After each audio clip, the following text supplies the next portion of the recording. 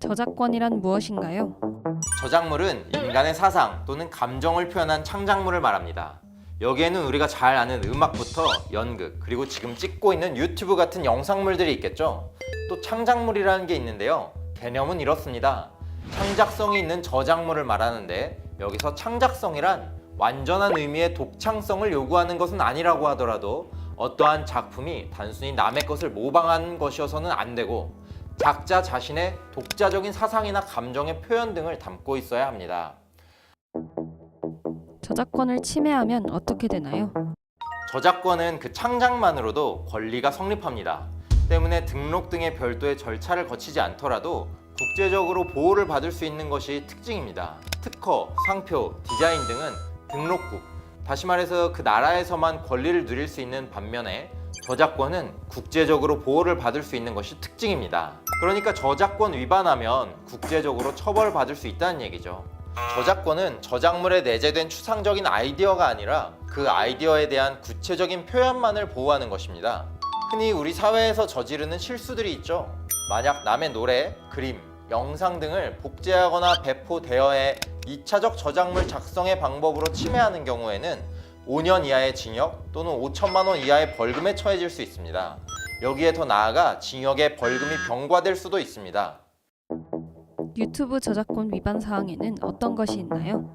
저도 그렇지만 요즘 유튜버 꿈꾸시는 분들 많죠? 그렇다면 이 부분만은 꼭 알아두셨으면 좋겠습니다. 우선 BGM 같은 음악, 사진, 영상 클립, 짤, 폰트 등 모든 유형의 저작물을 원 저작자의 동의 없이 무단으로 사용하면 무조건 저작권 침해 행위에 해당합니다. 앞서 언급한 저작물마다 저작자가 설정한 사용 한계가 있습니다.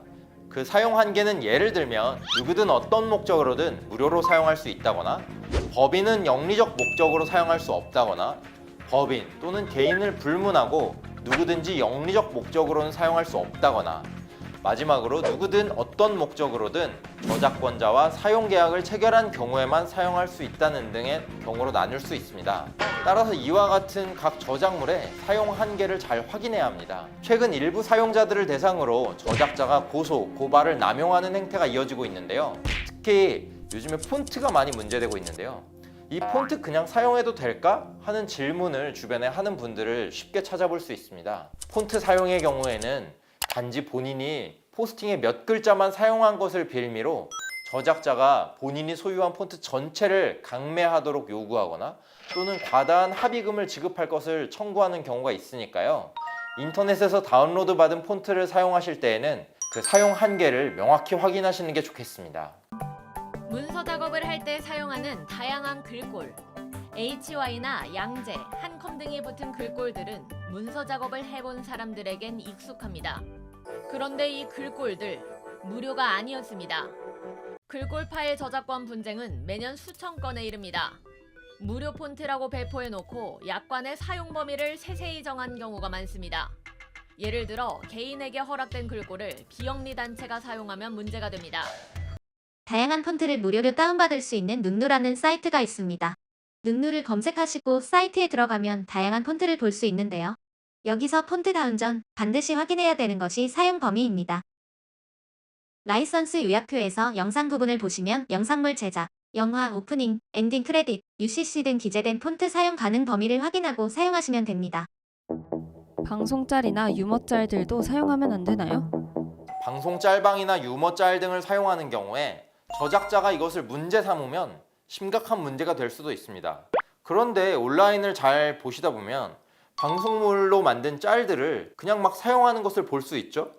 이거는 방송국에서 봐주는 거죠, 사실. 왜냐면 그 짤방이 온라인에서 회자됨으로 인해서 그 방송이 다시 재조명 받을 수 있기 때문입니다. 쉽게 생각해 볼까요? 배우 김영철 씨가 옛날 드라마 야인시대를 촬영하면서 미군을 상대로 4달러라고 이야기하는 장면이 나옵니다. 해당 영상은 이후 수많은 온라인 공간에서 밈이나 짤방의 형태로 사용되며 재생산되었는데요. 해당 드라마의 저작자나 김영철 씨가 이를 문제 삼을 이유가 있을까요? 아마 김영철 씨는 오래전 작품 속의 자신의 모습을 기억해주고 이를 바탕으로 새로운 문화를 창조해내는 온라인 유저들에게 고마움을 느낄 것 같습니다. 그리고 실제로 이렇게 회자된 덕분에 버거킹 광고를 촬영하기도 했죠. 그런데 원칙은 이렇습니다. 저작자가 아닌 사람이 원 저작물을 복제하거나 편집해서 공연, 전시, 배포하면 앞서 설명한 저작재산권 침해 행위에 해당하는 것입니다. 결국 요지는 저작자의 동의 없는 저작물 무단 사용은 무조건 저작권 침해 행위에 해당하지만 저작자가 본인에게 이롭다고 판단해서 또는 방법을 몰라서 아니면 귀찮아서 다양한 사유로 저작권 침해 행위자를 가만히 내버려둘 수 있다는 것입니다. 이게 문제되지 않는다는 뜻은 아니겠죠? 결론, 방송짤, 유머짤 원본을 크게 변형시키지 않는 선에서 사용 가능.